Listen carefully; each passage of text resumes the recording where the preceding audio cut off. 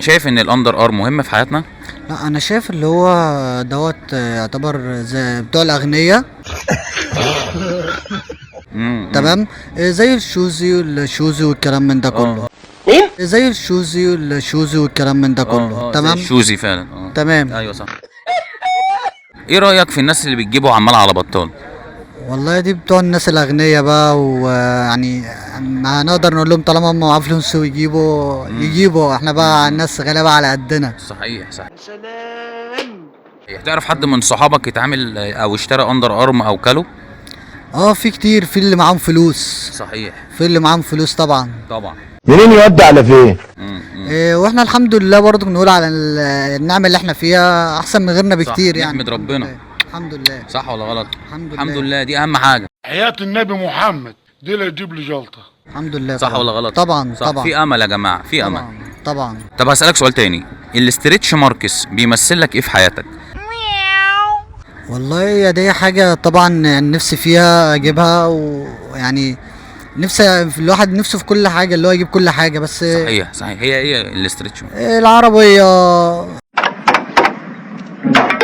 اي حاجه نفسي فيها نفسي اجيبها بصراحه، بس اللي بتحكم الفلوس. صحيح. مش اكتر. طب تقول ايه للناس اللي راكبه ستريتش ماركس وما بتشوفش حد؟ والله احنا نقول يا رب نبقى زيهم، وربنا يوفقنا كده ونبقى احسن من اي حد معاه فلوس، بس الحمد لله نجيب الفلوس يعني نشقى عشان نعرف نجيب الحاجه اللي احنا نفسنا فيها، ان كان العربيه او اي حاجه نفسنا اللي احنا نجيب كل حاجه، بس نشقى عشان نعرف نجيب العربيه ونجيب اللي احنا نفسنا فيه. دي حكمه يا جماعه، اشقوا عشان تجيبوا الاستريتش ماركس تحت بيتكم. عندك حد في الشارع راكن تحت بيته ستريتش ماركس؟ لا طبعا، عشان احنا عندنا يعني مش كل الناس زي بعضها، في الغني وفي الفقير، بس الحمد لله الفقير بيحمد ربنا على اللي هو فيه، وبرضك الغني برضك فيه مش كله زي بعضه، في الغني برضك بيحمد ربنا اللي هو شقي وتعب لحد ما وصل اللي هو فيه. لا اله الا الله.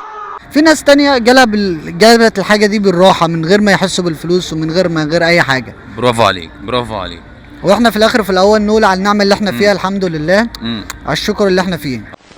على الشكر اللي احنا فيه. الله اكبر عليك. هل في امل الطبقة الفقيرة بتاعتنا اللي احنا منها والطبقة الوسطى توصل في يوم من الايام وتجيب الاستريتش ماركس؟ طبعا مجهودك ويعني اللي انت نفسك فيها نفسك تجيبه هتجيبه بالمجهود بتاعك وبشغلك. بالمجهود والشغل يا جماعة، قلت لكم في امل.